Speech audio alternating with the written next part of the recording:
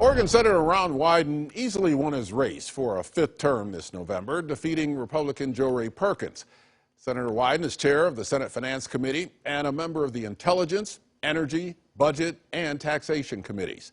Senator Wyden, welcome back to Eye on Northwest Politics, and congratulations on winning that fifth term. Thank you, Ken. Well, Raphael Warnock won his Senate seat in Georgia. That gives Democrats a 51-49 majority in the Senate. What difference will that one additional seat make when you already had the tiebreaker with Vice President Kamala Harris? It strengthens our hand in the committees. It strengthens our hand on nominations, for example, judges. And then I'm particularly pleased because Senator Warnock has worked very closely with me, particularly in terms of holding down health care costs and clean energy. As you know, I wrote the biggest investment in the history of climate change policy, $270 billion of clean energy tax credits. He was very much involved in the manufacturing effort there, and also has worked closely with me in terms of capping insulin costs. One of the things we just found out as we're taping this is that Arizona Senator Sinema just announced that she's leaving the Democratic Party and she's going independent. So how will that affect the power balance in the Senate? And I'll let you put your microphone back there since it slipped. What about Senator Sinema leaving the Democratic Party?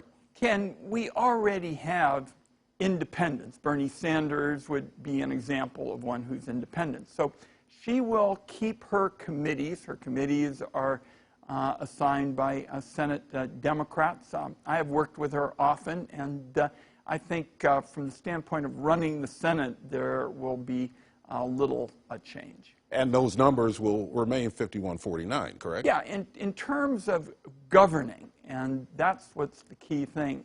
Angus King, Bernie Sanders, they're declared independents, but they caucus with the Democrats. They get their committee assignments with Democrats, so we are still in control of all of the powers that we had before today's announcement. Does the change in the House, with Republicans now running the House, will that change anything in terms of getting things done? I'm certainly concerned because you look at how far right some of these Republicans are in the House. I mean, we remember, you know, Tom McCall and Mark Hatfield. This is not that kind of Republican. And some of what we've seen, the hate mongering in terms of some of these individuals, I just hope that they'll use some of the role models, for example, like my partner on the Senate Finance Committee, Mike Crapo of Idaho, who always tries to find common ground with me. Right now, we're working to do that on mental health. The Senate recently passed the Respect for Marriage Act that protects the right to marriage equality. Why was it important to pass this legislation now? Well, certainly we have seen with Clarence Thomas and others raising questions about whether they're going to go back and revisit the rights to marriage equality. I feel very strongly about it because in 1995, when we were choosing our first United States Senator in 30 years, I was asked about this. Nobody had really been asked about it at that time. And I said, because I believe deeply in a federal right to privacy, I said, if you don't like gay marriage, don't get one. And that has been my view ever since. And it really took 15 years after I made that announcement for the issue really to pick up steam. And I think now we understand it as a bedrock judgment with respect to a federal right to privacy. I'm sure you heard this in my intro. Oregon going through a number of legal battles right now on the gun control measure, Measure 114. Courts are putting a halt to all or parts of it right now, so we don't know exactly where we're going to be moving forward.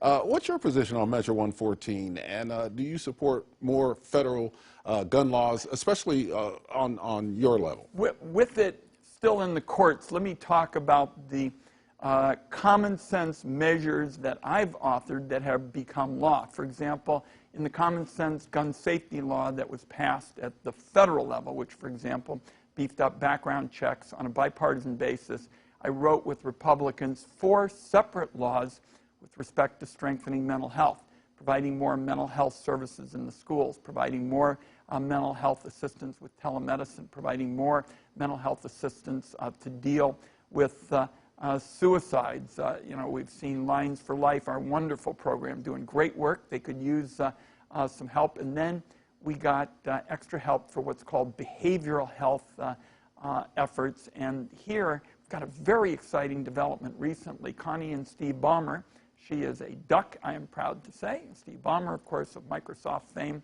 have been very generous in terms of funding behavioral health at the University of Oregon. I'm going to build on these public-private partnerships like the ones that the Ballmers have been talking about in the Senate Finance Committee. I was willing and able to do that with respect to the Cahoots Law.